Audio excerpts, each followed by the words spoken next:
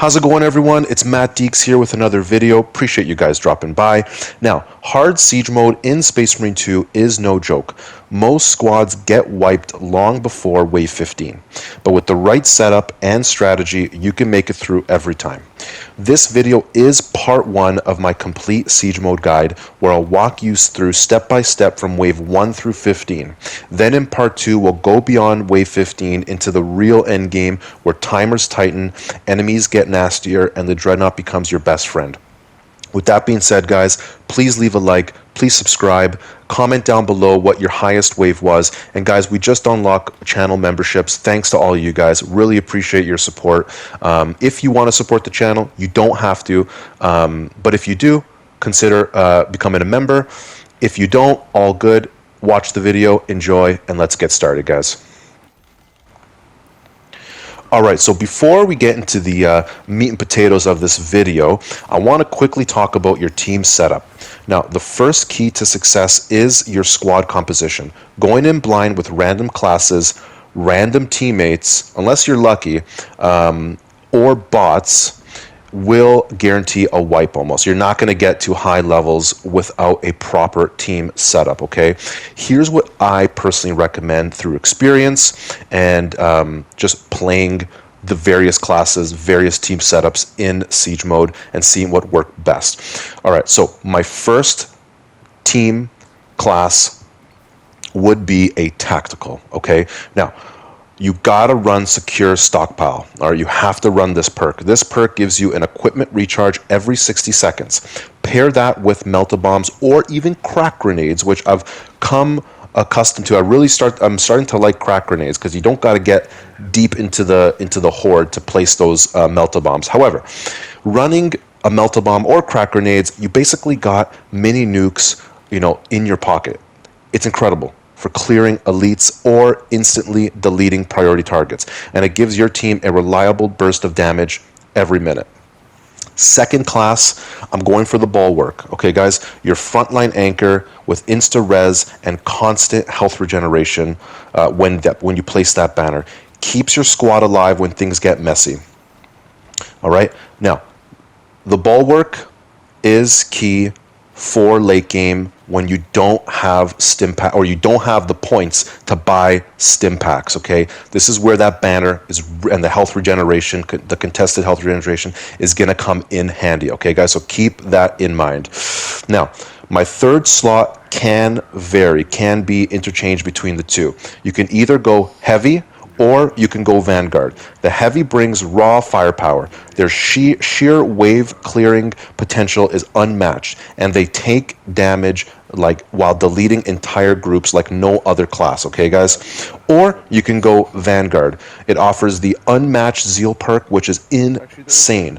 So if you don't have a bulwark on your team, Vanguard is another fantastic choice. Okay, guys, really key, really important with that unmatched Zeal. The ability to heal contested health while executing extremists or higher is insane late game, and insane any part of the wave or any part of the any sector, wave 1 through 15 and beyond. It's an insane perk to have. So my trio, guys: tactical, bulwark, heavy, or Vanguard. Those classes are ideal. Alright, with that out of the way, guys, let's start off with waves 1 through 5. Now, the opening waves are all about discipline. This is where most teams overspend and sabotage their late game. Don't waste points on the Dreadnought this early. It's overkill, and it leaves you broke when you'll actually need it. Also, for the whole team, I recommend 1 ammo crate, okay, per sector. This is plenty. That plus your natural class perks that have, health regeneration, ammo, especially ammo regeneration, equipment regeneration, will keep you supplied. Get into the habit of scavenging between waves. Don't hit start right away. Walk the map, scoop up ammo packs, grenades, and stims. Those free pickups save you tons of requisition points in the long run. Okay, guys? When you reach wave 5, you'll face the first terminus enemy. It's just one. If your team sticks together and focuses fire, it goes down without much drama. You shouldn't need the Dreadnought. If things do spiral though, grab a heavy Astartes reinforcement. They hit like a truck and are cheaper than a Dreadnought. Okay, guys, and if you're concerned, or sorry, if you're cornered and low health, sure, pop a stim pack, but priority here is saving, not spending. Okay, guys, very, very important. Don't overspend here. Now, utilize, don't hoard everything. If you need a stim, if you go down early game and you get a mortal wound, clear that mortal wound. You need a stim pack. I get it. Don't be stingy. However, don't go spending frivolously. All right, guys? All right, moving on to waves 6 through 10. From waves 6 onward, you move into a new sector. Enemy numbers ramp up, ranged pressure increases, and it's easy to get caught off guard. First priority, one player buys an ammo crate right off the bat. This is non-negotiable in my opinion. Siege mode isn't about hoarding points, okay, or trying to complete some sort of contest or quest or record. It's not about that. Siege mode is about surviving. It's about winning. Nothing ends a run faster than your team running dry mid-wave with no time to scavenge or buy ammo. So be safe, have that ammo pack ready or ammo crate ready, and you're good to go. You can always pop to it, get away from the battle for a second, pop the ammo crate, and head right back in. Keep scavenging between rounds, just like in waves 1 through 5. Ammo packs, stims, grenades, everything you pick up for free means more points in your bank for later. Also, play more conservatively. Don't chase kills out of position. Use your perks. Grenades, the secure stockpile, the melta bombs. Use those to your advantage. Okay, utilize the bulwark regeneration to stabilize the team. If you're a heavy, go crazy.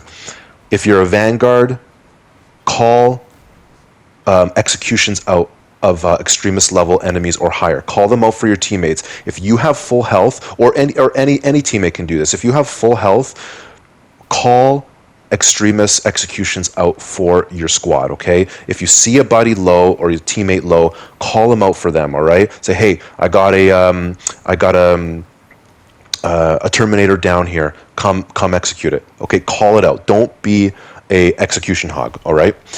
On wave 10, you'll face another Terminus. Here, you're going to face more than one. So here's the trap. A lot of players panic by the Dreadnought. Don't. You're better off buying 2 to 3 heavy Astartes reinforcements. They're significantly cheaper, they shred enemies, and they let you keep saving towards the Dread when it really matters later on. Treat Wave 10 as a checkpoint. Stabilize, conserve, and prepare for the next sector. Alright guys, so with those waves out of the way, we're moving on to waves 11 through 15, which will round out this video, part 1. So the third sector feels similar to waves 6 through 10. However, everything hits harder and faster. This is where runs either hold together or collapse. The big decision is whether to call the Dreadnought at wave 15 or not. My advice, talk to your team. If you've got perfect synergy and the heavy reinforcements are holding strong, you can delay the Dread. But for most teams, it's safer to prepare and prep reinforcements here, okay? By wave 15, I recommend each teammate buy at least 1 heavy reinforcement. Guardsmen can be sprinkled in if you have extra points as cannon fodder, but don't overspend, okay? Even after their patch 9 buff, they're mostly just there to soak aggro, and they're just cannon fodder, all right? Now, from waves 11 through 15, you'll lean heavily on class perks. Health regen, ammo regen, equipment recharge. You won't have enough points to buy everything. That means choosing between reinforcements and med packs and etc. Reinforcements always give a better value. Now, a few survival notes that I have to point out. Avoid mortal wounds. If someone goes into wave 15, or even the prior waves, 11 through 15, with a mortal wound, you're basically playing a man down. It's very, very dangerous. Use a stim pack to clear it before the wave starts. Now, like I said earlier in this video, it's good to save. However, when you need to spend the points, you spend the points. Okay? No excuses. Clear that mortal wound. My other tip here is pre-buy reinforcements before the timer starts. Now, here is my controversial opinion. A lot of people say, don't buy the reinforcements until the terminus enemies come during the last wave, the wave 15 there. But once wave 15 begins, it's chaos. You won't have time to stop and purchase. Even if you pre-bought the Dreadnought, very rarely, I mean, you can get out of the fight and go and buy it, but it's risky. So don't risk losing, your big call-in because you hesitated. Play it safe, prep smart, and the Dreadnought will be there, and the heavy reinforcements will be there for the entire wave if you call it right at the beginning of the wave, okay? Obviously, you don't have to call it in, before the timer, or mid-timer at the beginning of the timer, in between waves, but right when the timer starts, maybe before they spawn in, call it in. Just be safe, okay, guys? Because trust me, when things get crazy, you won't have a single moment to go to that buy station and purchase the reinforcements. All right, guys, play it safe, prep smart, and wave 15 becomes beatable every time.